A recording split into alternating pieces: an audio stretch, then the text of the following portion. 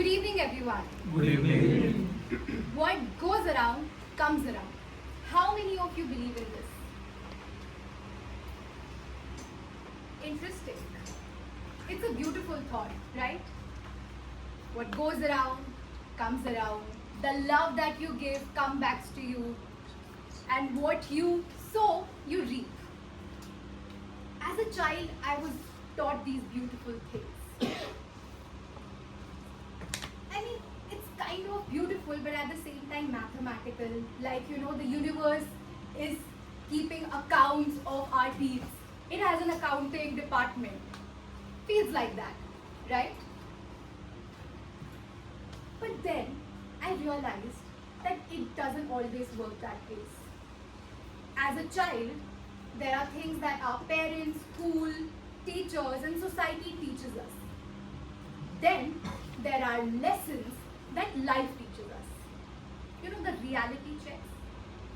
At times, these reality checks can be reality slaps and reality punches. Well, for me, one such realization happened. And the realization was that the love that we give to others may not always come back to us. I know this might sound really pessimistic, but I have my proofs with me. So come with me to my college days.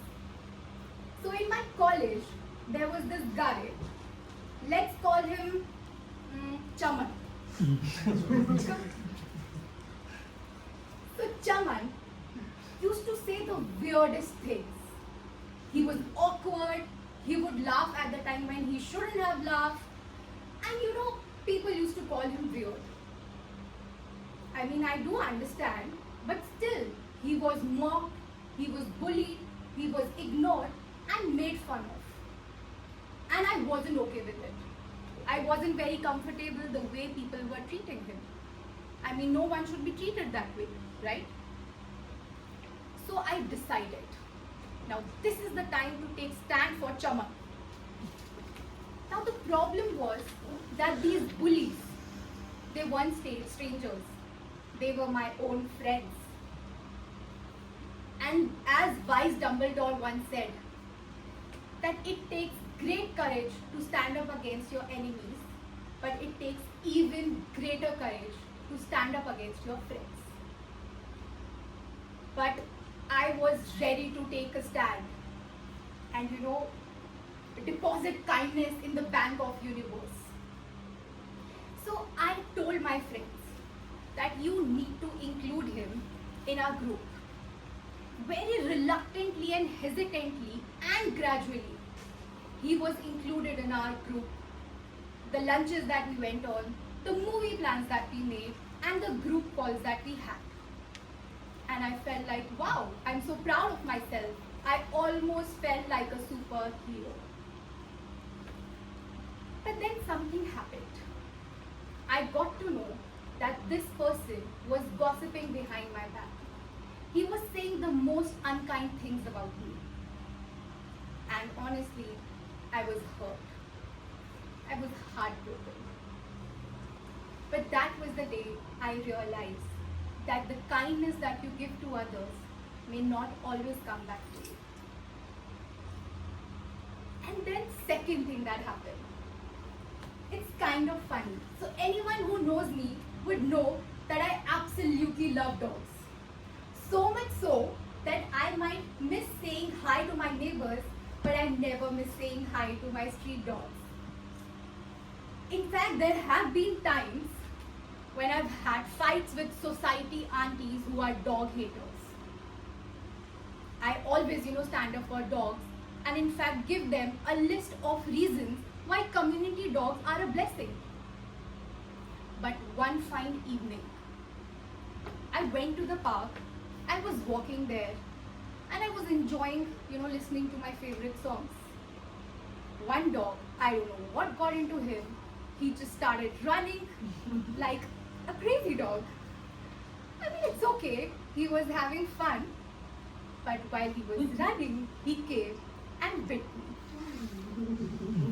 I mean, I stood there shocked. Like, this wasn't supposed to happen. We are in the same team.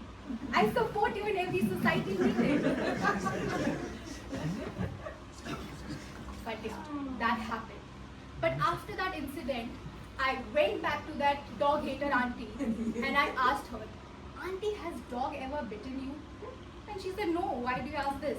And that day, I realized that even hatred that you give doesn't always come back to you.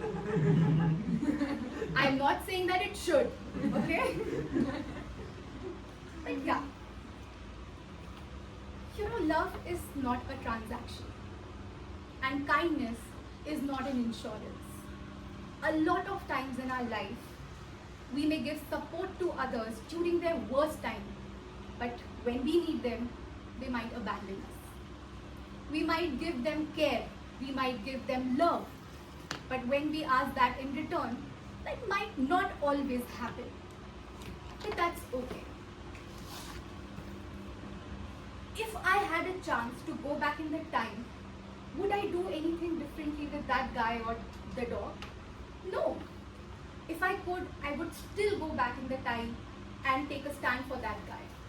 I would still love dogs. In fact, I do, the same way I did before that dog bit me. Because there's one thing that I realized, that in this world, we have so many people giving us advice on how to grow, how to network, how to become successful, how to earn more. But if there's one thing that this world is in dire shortage of, it's love. Not the romantic kind, but the love in form of care.